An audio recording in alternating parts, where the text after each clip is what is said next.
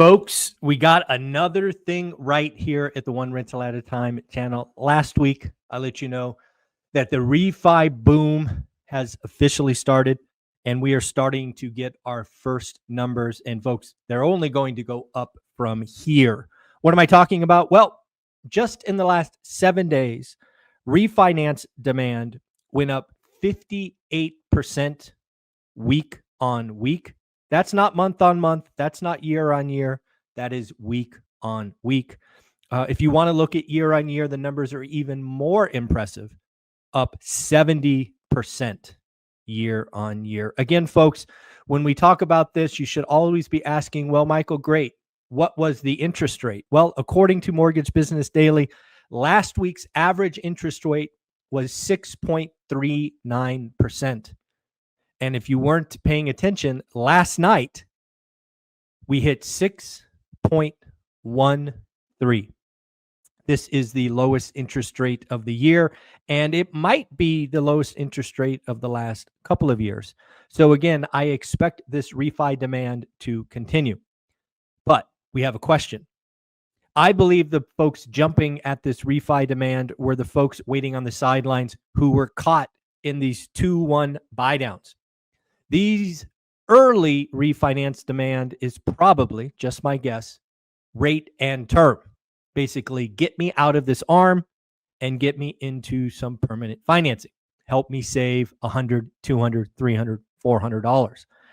My big question, and this question is a biggie because it will impact the economy. Homeowners, asset owners, are sitting on a record amount of equity. They are also sitting on a record amount of credit card debt. Given human history, and I've studied the consumer for the better part of 30 years and gone all the way back to 1970, I believe if mortgage rates stay here or near these rates, or heaven forbid go lower, we are about to see $1 trillion in home equity come out, either via second mortgages, home equity lines, or perhaps just a straight up cash out refi.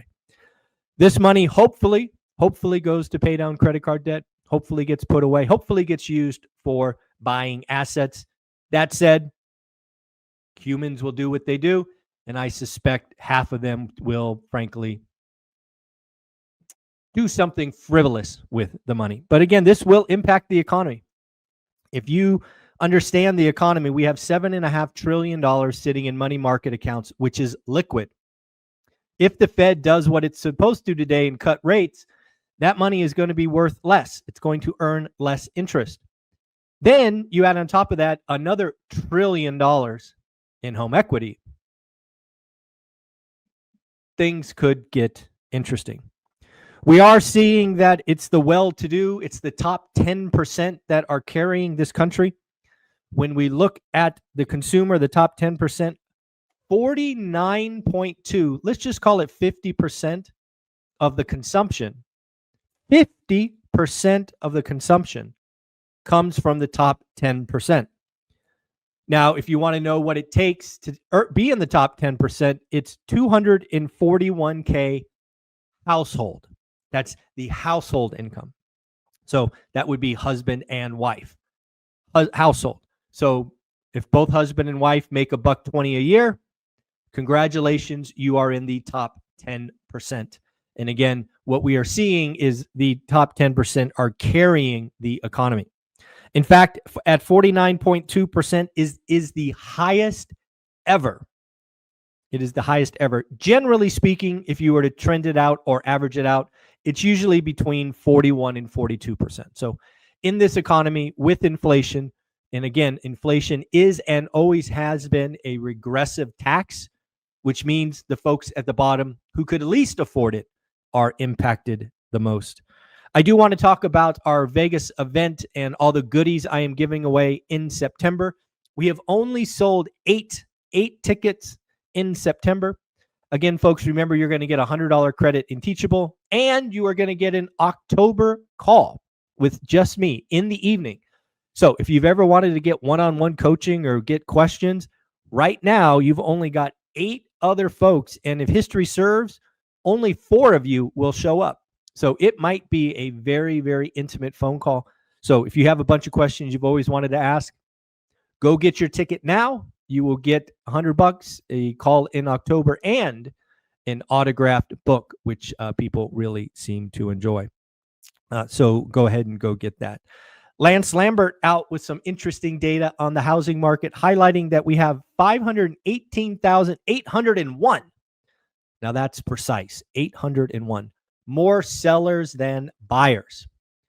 It is going to be interesting to see where we end the year because, again, we are seeing delistings skyrocket.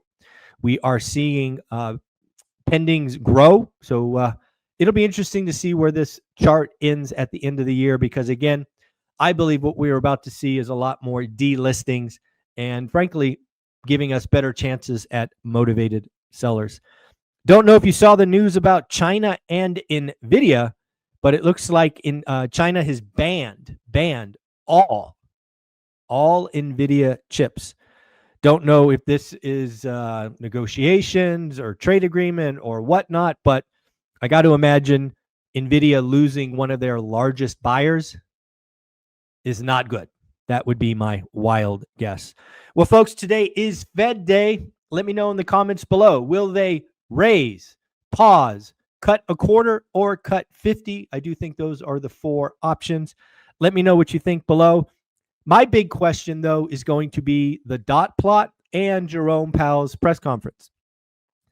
I think the dot plot is going to be really interesting. If you remember the dot plot from the last time, it showed that there were, I think, 2 cuts in 2025.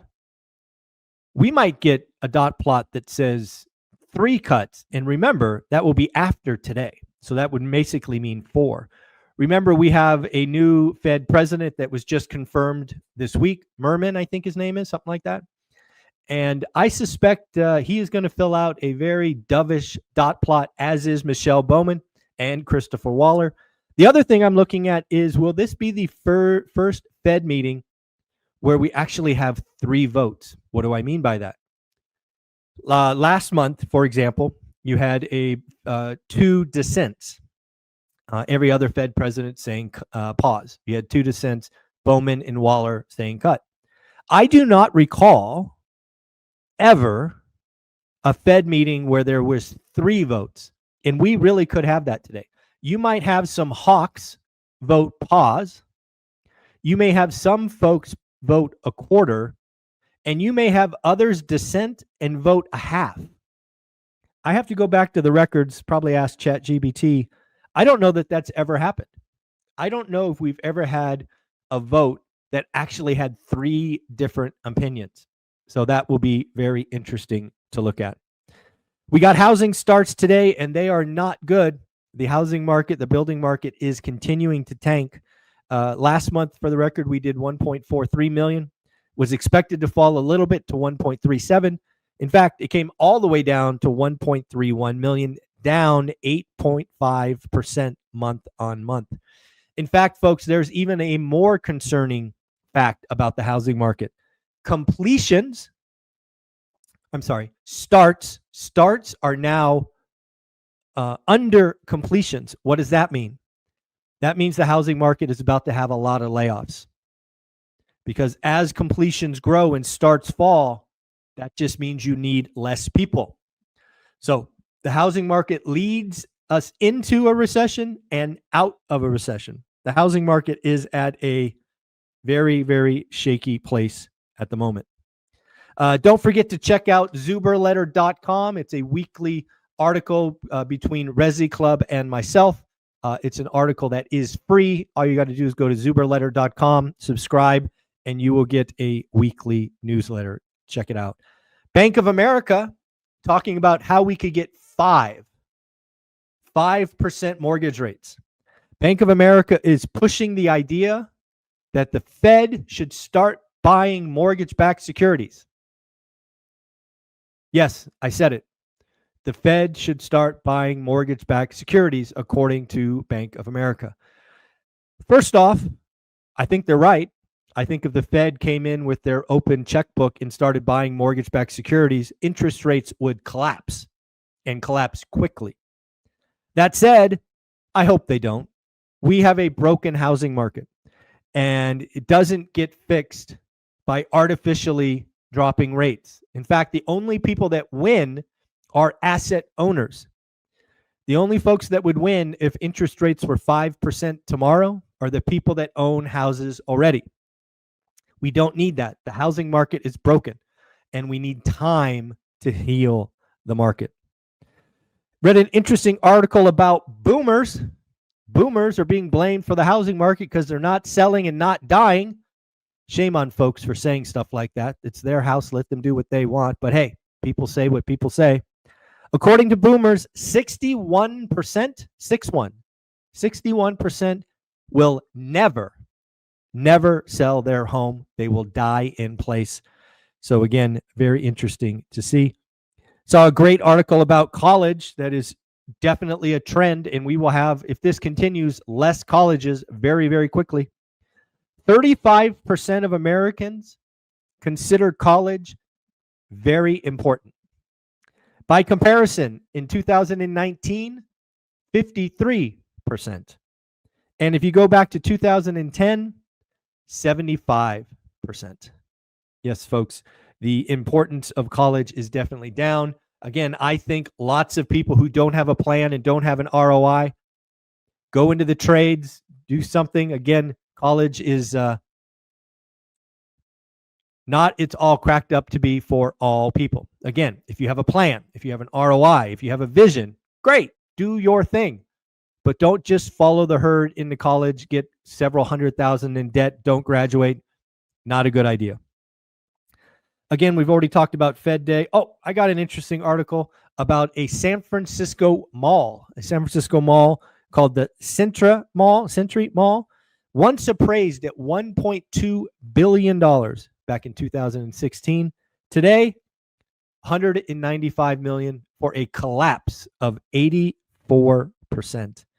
And then finally, folks, yesterday we talked about nobody joining school in the last week, which was very disappointing. Great news. Joshua and Stefan have joined yesterday. Thank you, Joshua. Thank you, Stefan, for joining. Again, make sure you introduce yourself. Again, folks, my community is where everyday wealth builders go to grow, network, ask questions, get better, get stronger. Go make new friends. Go meet other people going in the same direction. This is a superpower. You have to be in the right rooms. Don't be around people that are negative and doomers. You know, I would pay to get in something like this when I was starting because I had nobody, and we are giving you the platform. Last thing to say about Fed Day. There's been a lot of articles. I actually read 3 or 4 articles about this yesterday. If the Fed cuts today, it will be the 3rd time the Fed cut when the stock market is at an all-time high. Think about that, folks. Stocks, housing, crypto, near or at all-time highs, and we are cutting interest rates. If you look back at history and you look at what happens after 1 month, 50-50 is the market up or down. So in the short term, it's a coin flip. But according to all these articles, if you zoom out and look at 12 months after a cut, the market is up 100% of the time. Again, this time may be different. But again, it is very interesting to see what happens. Again, folks, Fed Day, dot plot, cut, no cut. Will they do a half like I think they should? Again, I'm sticking with 50. You knew I would. I don't like flip-flopping or changing my opinion. I believe July was a mistake, and they should be cutting today as well. So I'm going to stay in the camp of 50. We'll know tomorrow. See if I was right or wrong in a swing and a miss. Again, folks, go get your tickets to our Vegas event. Join school. Take care. Have a great day.